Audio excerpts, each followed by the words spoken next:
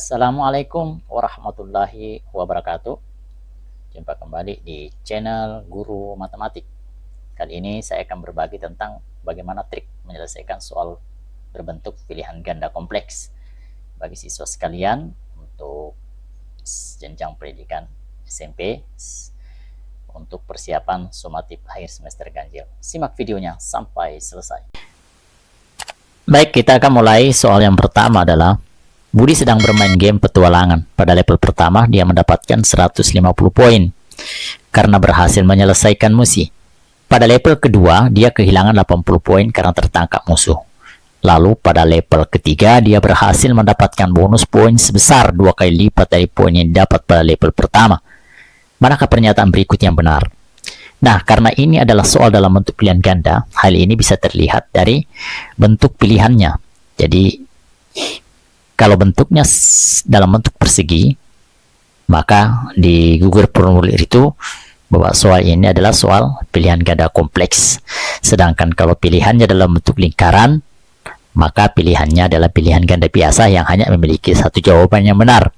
Tapi kalau bentuknya dalam bentuk persegi, maka pilihannya lebih dari satu. Oleh sebab itu, siswa sekalian diharapkan dapat memeriksa satu persatu dari pilihan yang ada. Baik, kita mulai dari pilihan yang pertama. Apakah benar total poin setelah level kedua adalah 70 poin? Mari kita lihat. Nah, semua soal dituliskan. Jadi, kita awali untuk level pertama.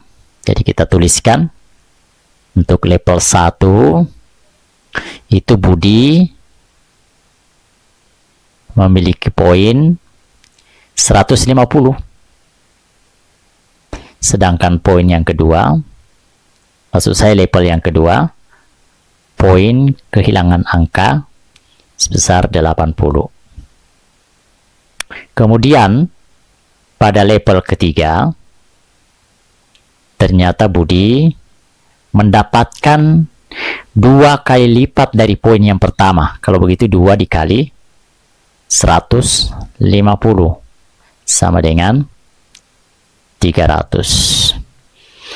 Jadi semua soal atau semua hal yang penting di dalam soal dituliskan, sehingga nanti memudahkan kita menentukan pilihan jawaban yang benar di antara pilihan yang diberikan.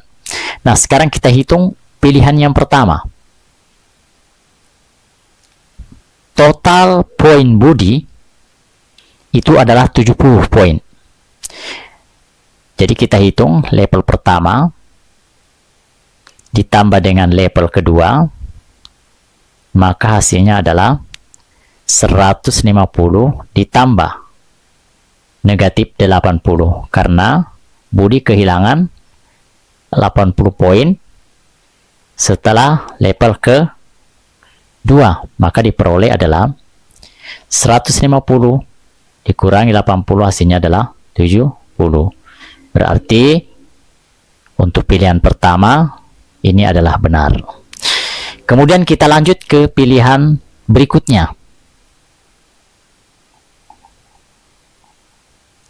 Pilihan berikutnya adalah apakah benar Budi memperoleh total 450 poin dari ketiga level.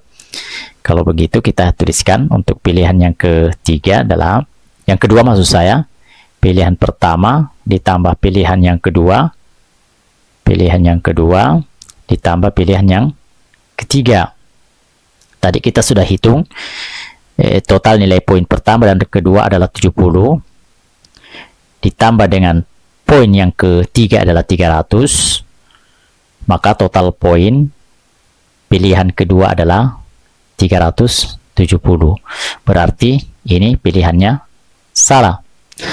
Kemudian kita lanjutkan ke pilihan yang ketiga. Pilihan yang ketiga, selisih antara level pertama dan ketiga adalah 150. Level pertama dikurangi dengan level ketiga, berarti level pertama adalah 150, sedangkan level kedua adalah 300, berarti selisihnya adalah minus 150. Sedangkan di sini dituliskan adalah 150 karena poin maka pilihan ini adalah salah. Sekarang kita periksa pilihan yang kedua. Jika pada level ketiga, kita tuliskan jika pada level ketiga Budi mendapatkan bonus setengah dari poin level pertama, berarti 150 dibagi 2, itu hasilnya adalah 75. Kemudian, maka total poin akhirnya akan menjadi 145. Kita sudah ketahui bahwa poin level 1 dan 2 Budi adalah 70, ditambah dengan 75, maka hasilnya adalah 145. Maka ini pilihannya adalah benar. Jadi jawaban yang kalian pilih adalah yang pertama dan yang kedua. Itu soal yang pertama. Sekarang kita lanjutkan pembahasan soal berikutnya berkaitan dengan soal pilihan dari kompleks, pilihan ganda kompleks. Sebuah toko kue memiliki 3 buah oven dengan kemampuan pemanasan yang berbeda. Oven A dapat menaikkan suhu sebesar 20 derajat Celcius setiap 5 menit. Oven B dapat menaikkan suhu sebesar 15 derajat Celcius setiap 3 menit. Dan oven C dapat menaikkan suhu sebesar 10 derajat Celcius setiap 2 menit. Ketiga oven dinyalakan bersamaan dari suhu ruangan 25 derajat Celcius. Manakah pernyataan berikut yang benar mengenai suhu ketiga oven setelah 15 menit? Baik, seperti biasa, kita harus menuliskan dulu hal-hal yang diketahui dalam soal. Baik, kita mulai apa semua yang diketahui dalam soal. Nah, yang pertama kita mulai dari oven A. Saya mulai dari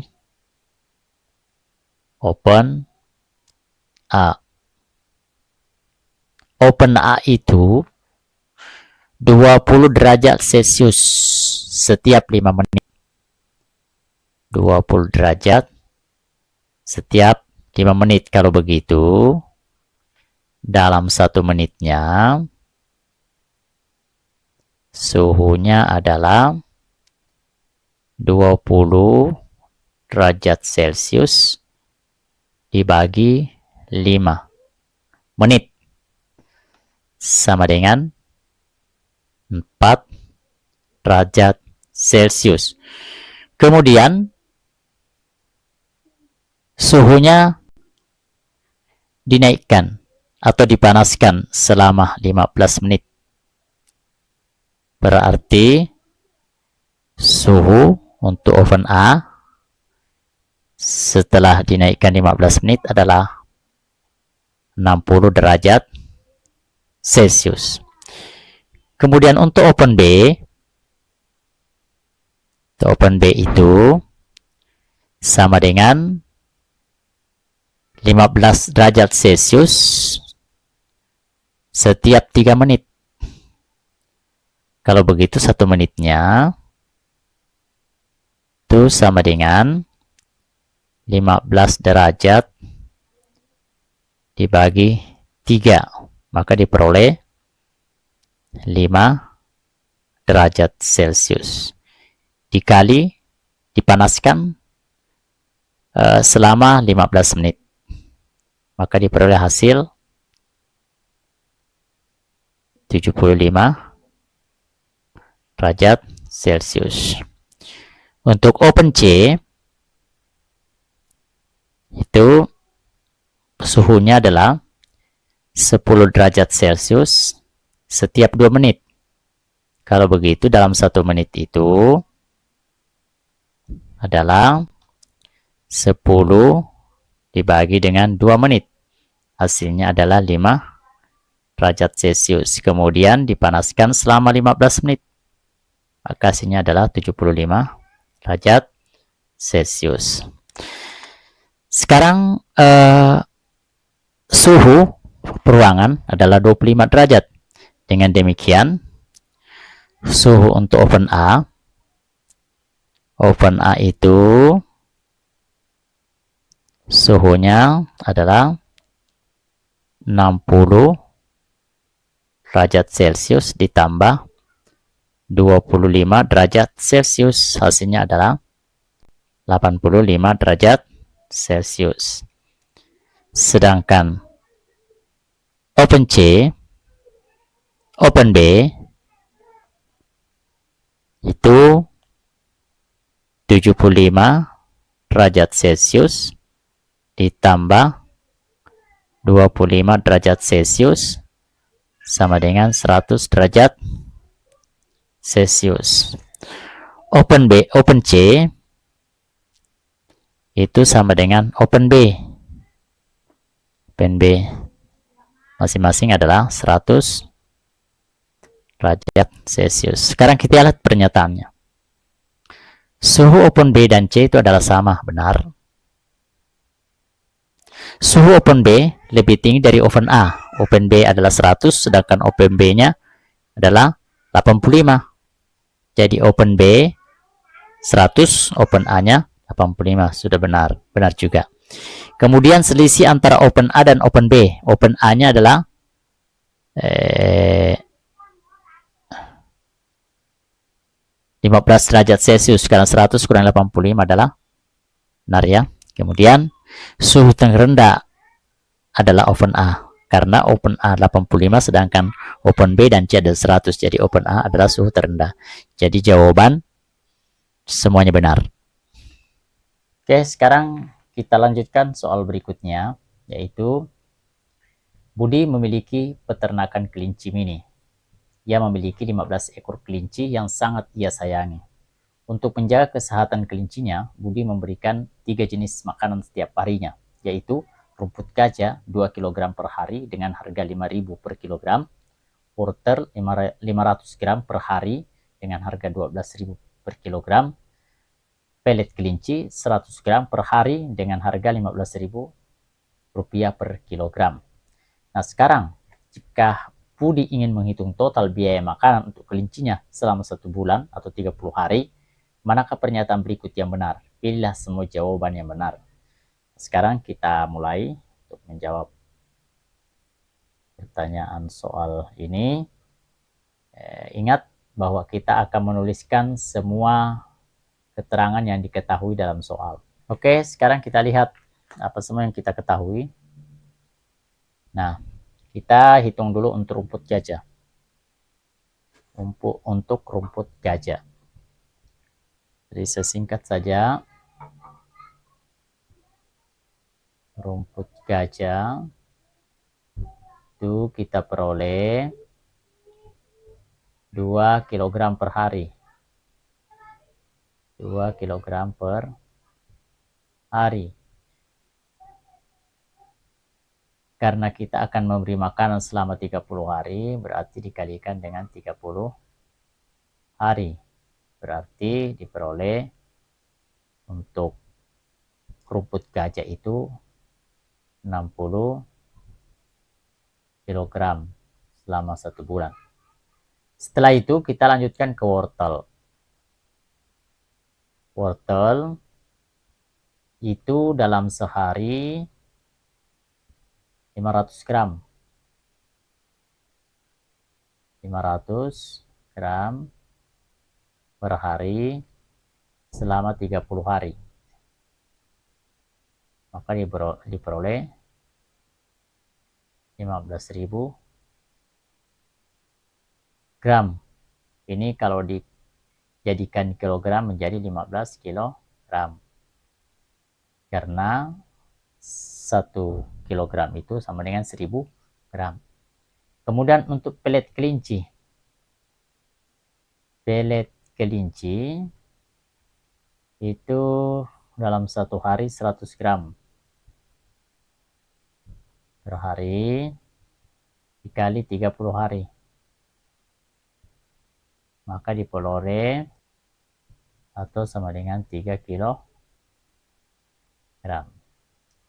Nah, sekarang kita lihat pertanyaannya ya. Budi membutuhkan 90 kg rumput gajah dalam sebulan. Kemudian wortel itu 15 kg, benar. Benar. Kalau ini salah ya. Kemudian Budi membutuhkan 3 kg pelet kelinci dalam sebulan, benar. karena ini. Nah, sekarang kita hitung total biaya pelet kelinci dalam sebulan. Jadi kita tuliskan, berarti ini kan untuk pelet kelinci kan 3 kg. Sedangkan 1 kilogramnya itu 5.000 per kilogram. Jadi untuk kelinci harganya dalam per gram itu adalah 15.000 per kilogram. Sedangkan banyaknya makanan yang harus diberikan selama 1 bulan adalah 3 kilo. Kalau begitu, total biaya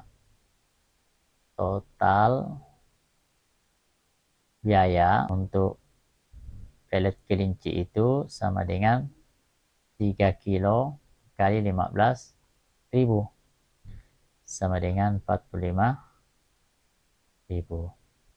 Jadi jawabannya benar adalah ini ya. Ada 3 jawabannya benar dari soal ini.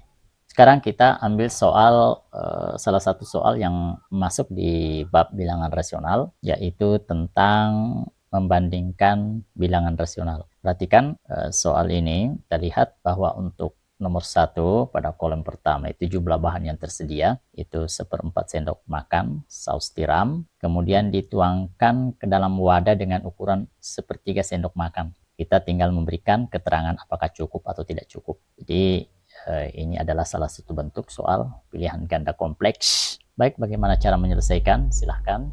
Kita angka pertama, kita tuliskan dulu hal-hal yang diketahui. Jadi kita tentukan saja dulu bahwa bahan yang tersedia. Jadi sini ada bahan itu sama dengan ini untuk nomor 1 ya. Bahan yang tersedia adalah 1/4 sendok makan. Sedangkan ini rencananya mau dituangkan ke dalam wadah 1/3 sendok makan. Nah, triknya adalah tinggal membandingkan 1/4 apakah lebih besar atau lebih kecil dengan 1/3. Nah, caranya kemarin sudah dijelaskan bahwa bisa disamakan penyebutnya. Jadi kita gunakan penyebut 12. Yang ini masing-masing dikali 3. Sedangkan yang bilangan kedua, pecahan bilangan rasional kedua, kita kalikan 4. Berarti dengan demikian, ini kalau masing-masing dikali 3 menjadi 3/12. Sedangkan ini kalau dikali 4 menjadi 4/12. Jadi kalau kita lihat bahannya itu lebih kecil daripada wadah yang ada. Jadi wadahnya lebih besar daripada bahan. Jadi ini wadah, ini bahan. Jadi ukuran wadah itu lebih besar daripada bahannya. Jadi kita bisa katakan bahwa ini untuk soal nomor 1 itu cukup. Kemudian kita coba soal nomor 2. Soal nomor 2 ya. Yang kedua, dengan cara yang sama kita tinggal bandingkan 3/4 dibandingkan dengan 1/2. Ini bahan, ini wadah. Kita samakan penyebutnya. Yang ini dikalikan masing-masing dikali 2 berarti 6/8. Sedangkan ini masing-masing dikali 4. Jadi 4/8. Nah, ternyata kita lihat bahwa apabila penyebutnya sudah sama, tinggal dilihat pembilangnya. Semakin besar pembilangnya, maka pecahan itu akan semakin besar pula. Dengan demikian, ternyata bahan lebih besar daripada wadah. Makanya untuk soal nomor 2 adalah tidak cukup. Dengan demikian, kita bisa menyimpulkan bahwa nomor 1 itu adalah cukup ya. Jadi kita memilih ini adalah jadi nomor 1 cukup. Nomor 1 cukup. 1 cukup. Kemudian nomor 1 ini jangan dipilih, tidak cukup. Kemudian kalau kita lihat nomor 2 bahannya lebih besar daripada wahyanya. Berarti ini salah, ini benar. Jadi jawabannya adalah ini dengan ini. Itu salah satu contoh soal untuk bilangan rasional. Sekarang kita lanjutkan untuk salah satu bentuk yang akan kita bahas hari ini adalah rasio.